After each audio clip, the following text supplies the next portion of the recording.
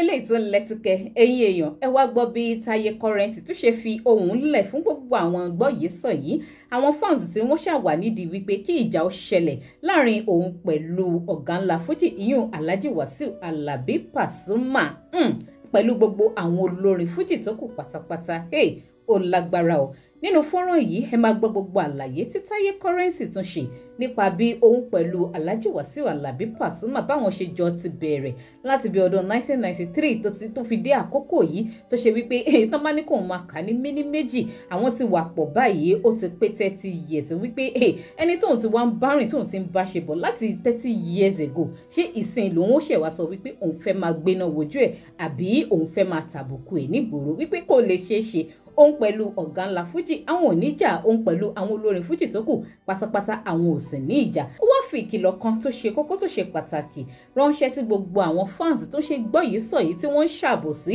tí wọ́n ń twist àwọn ọ̀rọ̀ tóun sọ tó fẹ́ fi dá ìjà sílẹ̀ láàrin òun pẹ̀lú ọ̀gá ńlá fújì àtàwọn olórin fújì tó ṣẹ́kù ó ní kí gbogbo wọn lọ ṣe kíni kí wọ́n lọ so ewé àgbéjẹmọ́wọ́ nítorí ọ̀gá sì ni Pasuma jẹ́ sóhun láti ayé ìgbà táwọn ti jọ ń bọ̀ títí di àkókò yìí tóun ò sì ní ever gbéná wojú ẹ̀ láéláyé. tẹ́ ẹ̀ bá gbàgbé ẹ̀yin èèyàn gbogbo ọ̀rọ̀ yìí ló dá lórí ọ̀rọ̀ fọ́nrán kan tí Táyé Currency tó ti sọ̀rọ̀ tó ti ní wípé Pasuma copy style Obesere. àwọn olórin tó kọ́pì o Currency ìbáṣu aláṣẹ mi ò kọ́pì ìdí ìṣúná akọni rí kọ́tọ́ ní káàdẹ́sẹ̀ onígbà ẹ̀ ọ̀báṣu sani tí inú àmárìn tó bá ń kọrin tẹ́lẹ̀ o ẹ má rí bí wá sí òyìn o màíkún dádì mi ló ń kọrin Alábí Pasuma kan tó dùn òsì tí wọ́n kọ́pì Obesere dáadáa àwa náà kọ́pì wọn.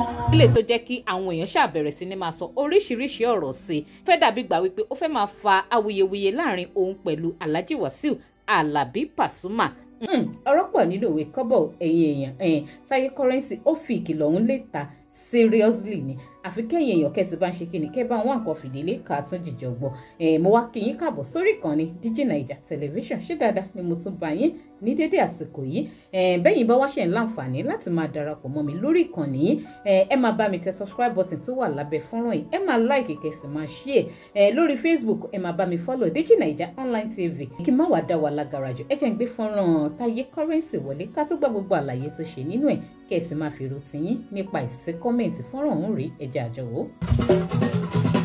ẹ̀yin onímọ̀ ọ̀daràn ẹ ṣe bẹ́ẹ̀ bá dá wàhálà sílẹ̀ láàrin onímùdì bẹ́ẹ̀ bá máa sọ̀sọ́ kó sọ láàrin aláǹsó dábà sọ̀rọ̀ mọ́ ẹ máa pe ẹnìkan lọ́rùn ẹ máa dájà sílẹ̀ láàrin wa ẹ jọ̀wọ́ ṣé bá wá sọ̀rọ̀ ní òótọ́ lọ bàbá sọ kíní kan ẹ ti máa sọ pé nìkan wà ló ń bá ẹ rí nǹkan fún iṣẹ́ lórí Facebook mọ́ àfọlọ́wọ́lọ́wọ́ ètò elétò ìbàjẹ́ sára ṣé ọmọ bí ẹ lórí àyíkí ṣé ọmọ bí ẹ lórí má ṣe báyẹn tó dáa lẹ́yìn mo ti jàná lọ èmi àtẹ̀mí ọ̀la lójú mi lọ àmọ́ yẹ ọlọ́run yìí bẹ́ẹ̀ ọmọ kú wá sí ní máa bẹ̀rẹ̀. àwọn ọ̀rọ̀ tó bẹ́ nílẹ̀ ni mo sọ ọmọ kí n tó ké òde mi sí mo kí n ṣe lórí èébú ọ́ gbogbo tó gbé mi lóko yín báyìí sí gbogbo tó sọ mi lé wọn wọn kí n ṣe lórí èébú ọ́ wọn kí n dá sí ọyàn ọmọ ògùn bá ń sìn o ẹ má sọ mi lẹ́nu èzúmù dọ́lọ́ èmi kò ń kọrin ní o èmi ò mọ bó ṣe ń bọ́ èmi kò ń pariwo èmi ò mọ bó ṣe ń dún mo kàn ń jẹ lọ nínú ìmọ̀ bò kì í ṣe dé o.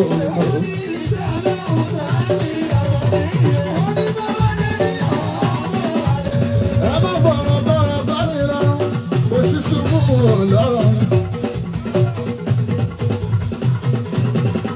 ẹ má bọ̀rọ̀ bọ̀rọ̀ bá mi rọrùn ṣàbọ̀ ṣubú kan ò lọ́rọ̀. Mo mọ tó tún ní oṣù ọmọ tó dé ní owó. Ọmọ tó tún ní bàbá rọ́gíbá. Ọmọ tó dé ní o, ọmọ ṣe bí ìtọ́ ìbá èsù. Báyìí ọmọ tó dé ní o, kọ́ ẹ̀ sí dá. Ọmọ tó tún ní o, báyìí ọ.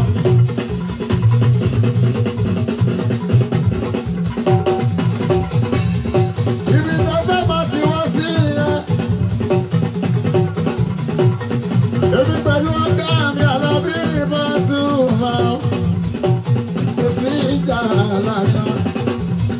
Ẹ̀yin àìsàn mi fẹ́ dájà sílẹ̀. Ẹ̀yin àìsàn mi fẹ́ dájà sílẹ̀ o. Ẹ̀yin àìsàn mi ṣe ènìyàn. Pẹ̀lú ìdẹ̀rù mi gbọ́wọ́ o. Tẹ́fẹ́ gbọ́wọ́ ọ̀fẹ́, àtẹ̀fẹ́ bọ́wọ́ ni. Ẹ̀yin náà dájà sílẹ̀ láàrin. Fàṣọtá ti ń jọ wà láti 93. Tá a bá sọ pé káfíẹ̀ sí ní 94 to 2024. 30 years o, táyé ọba.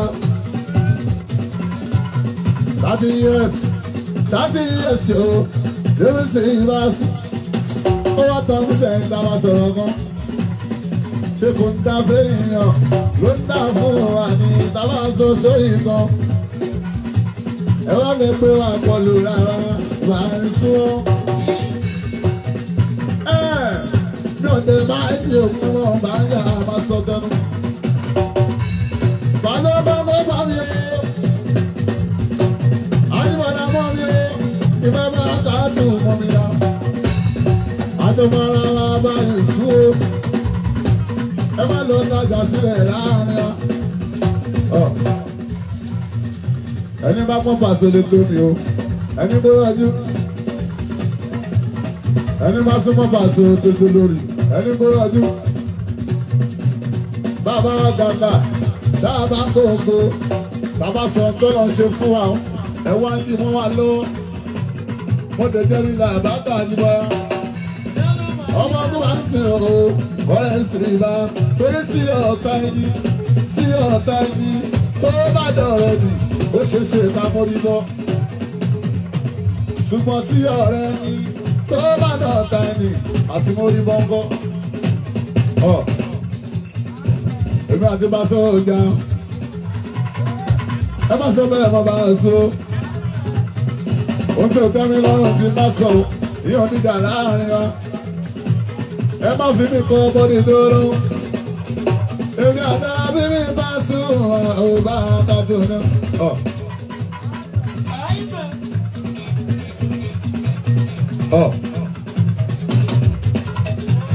Ó tí mo sọ mọ́ mọ́, ó tí mo bá sọ èsùn owó yé mi o. Ó yé mi gan. Ọ̀gá mi ní Paso, wọ́n pèrè lẹ́yìn Paso, wọ́n lulu lẹ́yìn tí mo lámì bàbá wá sí látù. Akọ̀jọ́ fẹ́ràn kára wá. Ẹ má lọ tẹ́kí ẹ̀ bí kíní kan. Ọmọ ìlú òkè nínú àwa ò kì í ṣe ìgbéraga o. A kì í yájú Yéṣu fa. Ẹ má gbé mi lọ sí lẹ́fún yẹn bá a sún. Àwa ò kì í yájú. Àwa dáadáa bá sí ìlú òkè bí tiwa. Ọmọ kó bá ń sin ọ̀rọ̀ bá a sún. Mo mọ tí mo ń sọ. Ẹ̀ka bá tẹ̀lé fún 30 years ìsìn lẹ́ni pé mo ń gbéraga o. Ṣé torí pé ọlọ́nkẹ́ mi èso fún ọba sùn? Brọ́dà mi ní Paso. Torí pé mo fẹ́ràn Paso ní ìdíbára. Wọ́n ní lẹ́yìn Paso. Wọ́n gbogbo lẹ́yìn Paso. Nǹkan kan dà pọ̀ ju pé mo fẹ́ràn Paso máa kọ́kọ́ lọ. Brọ́dà mi ní Paso. Ẹ̀ẹ́gbọ́n mi ní Paso kò tó mi bí.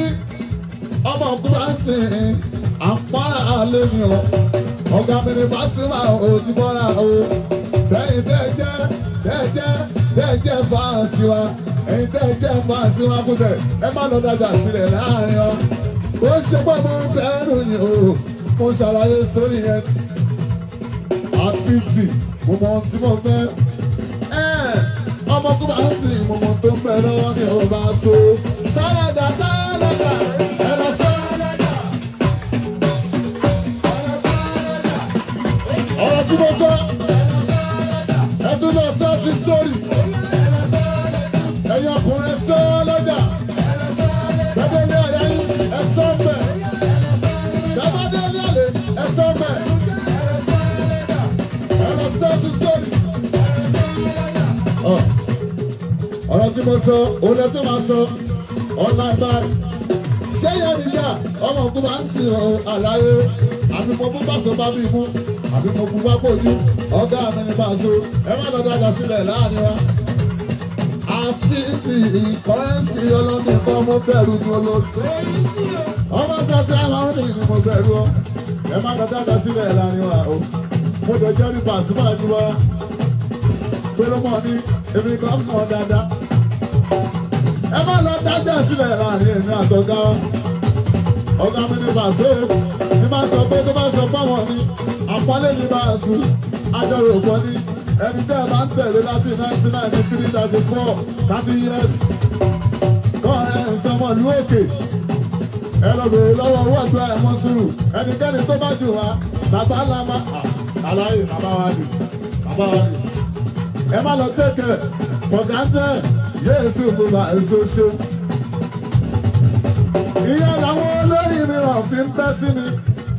Àwọn tájọ jẹ́ ẹsẹ̀ ti ń bẹ́ sí mi o. Àwọn tájọ wa wọ́n ń bẹ́ sí mi Yéésù mú wa. Ọmọ lágbájá ni o. Ọmọ ogun máa ń sìn ìyẹn sọ́ra yín dáadáa. Làwọn fi tọ́ bá rí mi, wọ́n máa ká wọn sí mi máa ń so. Wọ́n ní sọ́mọ Ìbàdàn yẹn tó ń kọ fún yìí Yéésù mú wa. Ọmọ ogun máa ń sìn gbogbo nǹkan ló pé. Wọ́n máa tọ́jú mi, mo bá ní símọ́ jù nínú mi ò ṣe ń jà ẹ̀sìn mi o. Àbẹ́ẹ̀rí wípé ọ̀rọ̀ yìí lágbára ó lẹ́tìkẹ́.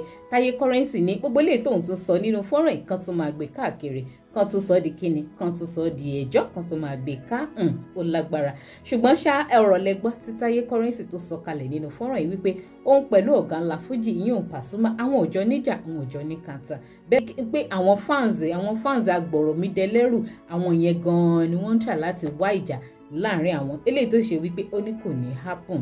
Àwa náà wá lérò wípé níbi tó sọ sí yìí bẹ́ẹ̀ náà ló ṣe máa rí, torí ọ̀rọ̀ tó ń lọ láàrin àwọn olórin Fújì ọ̀rọ̀ èmi lọ̀gá ìwọ kọ́ lọ̀gá ta lọ̀gá èmi ni mo jù ẹ̀wọ̀ òjò mi nínú industry wọ̀nyí ó ti long jù ó ti pẹ́ jù ó yẹ kí gbogbo wọn kágbà ó ti máa gbàálẹ̀ lọ́wọ́ ọ̀pọ̀lọpọ̀ nínú wọn bẹ́ẹ̀ ni ó yẹ kágbà ti máa gbàálẹ̀ lọ́wọ́ wọn àbí kílẹ̀ ni mo sọ ẹ̀yin èèyàn and àwọn fans náà táwọn náà fẹ́ràn láti máa lo ọ̀rọ̀ tí Táyé bá sọ láti fi dá ìjà lẹ̀ láàrin òun àti Kọ́hìndé. Ẹ jẹ́ káwa náà lọ ṣe kíni, ẹ jẹ́ ká lọ fẹ̀sọ̀ ṣe, ẹ jẹ́ à lọ ṣe pẹ̀lẹ́pẹ̀lẹ́ torí kò sí nǹkan tá a fẹ́ gé nínú wípé kí gbogbo wọn máa bára wọn jà, kò sí nǹkan anybody fẹ́ gé ní bíbẹ̀ àbí kí ni opinion ti yín, ojú wo lẹ̀yin fi wò, ìyàwó ló kọ sí yín, ẹ máa bá mi sọ sí kọ́mẹ̀ǹtì.